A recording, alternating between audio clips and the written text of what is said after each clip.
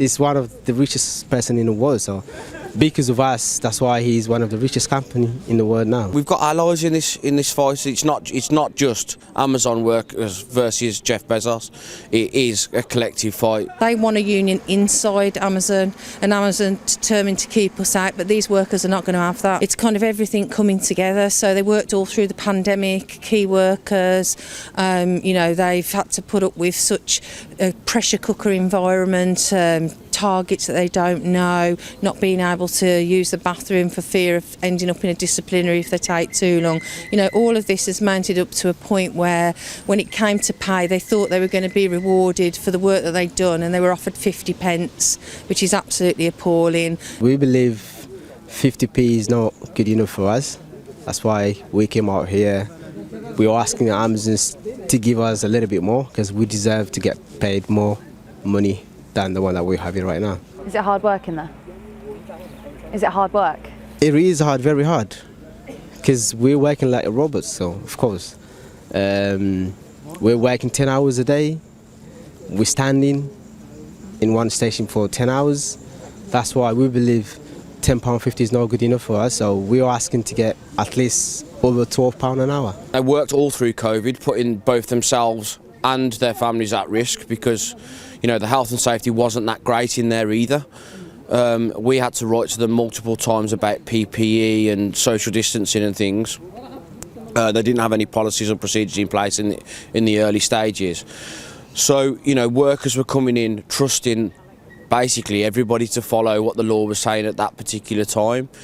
Obviously they did that, and to be offered a measly 50p an hour when, recorded profits are well in excess of £29 billion, it's just not on, is it? Mm-hmm. What sort of conditions? Aside from the bathroom breaks, what's the worst situations that you've heard about? Well, we've had ambulances go to site for heart attacks, breathing.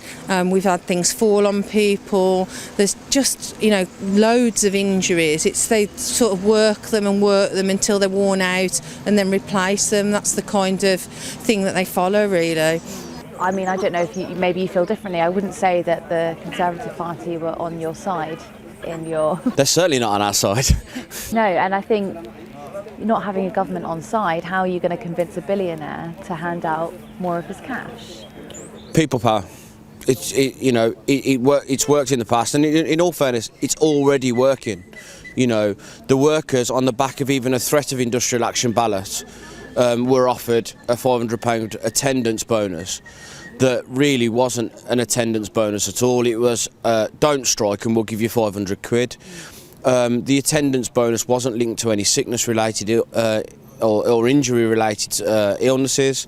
It was merely just, well, look, if you strike you won't get your money, and they just hadn't got the bottle to come out and say that, so they hid it behind an attendance bonus. We all know about Amazon. He's one of the richest person in the world, so because of us, that's why he's one of the richest company in the world now, right now. But when we ask to get paid extra, he's not doing nothing. That's why we come out here. Let's do something. Let's the world to hear us, so that at least you guys at GMB are helping us as well. Mm-hmm. So let's hope that what the Amazon can bring at the end.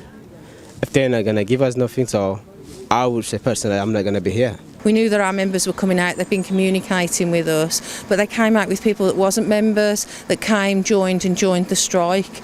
I've seen more and more people coming to each picket. We've done a 24-hour picket. It's unheard of, really, and you would expect it to wane a little bit, but no, each couple of hours, different people turn up the picket.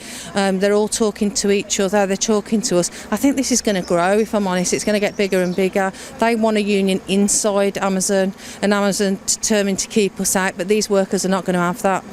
It's part of the fever that's in the country at the moment. Would you say a lot more workers are deciding that they're not going to put up with conditions? Absolutely. I mean, as a union, we're seeing that across the country with ambulance workers, nurses, people that just don't strike. It's been hundreds of years 100 years since the nurses have took up any kind of action, and it just shows what we're having to deal with at the moment. People are at pinch point. They're not going to be able to pay their mortgage. They're going to have to choose between food and heat in the house. When you work, you shouldn't have to make those choices. Do you think that people are frightened of going on strike from someone like Amazon? I think some are, and I think quite rightly so, to be honest. I think managers in there, HR in there, are quite intimidating. We heard stories when they were walking out that they were lining the corridors, watching people walk out, intimidating the workforce not to come out. But in reality, I think a group of the workforce, our members, have had enough, and I don't think they're fearful of that at all. And I think that's only going to grow and get better. And we've seen that on the picket lines today, where people have been, stopping their cars, wanting to join the GMB and add to the collective strength that we've already got. And people turned away. Exactly. Exactly, and so I think we've got the public on side, we've got other companies on side, we've got delivery drivers on side, and we've got allies in this fight. It's not just Amazon workers versus Jeff Bezos. It is a collective fight, and it goes alongside all the other industrial action that's taking place at the moment with the postal workers, the ambulance workers, the nurses, and the teachers.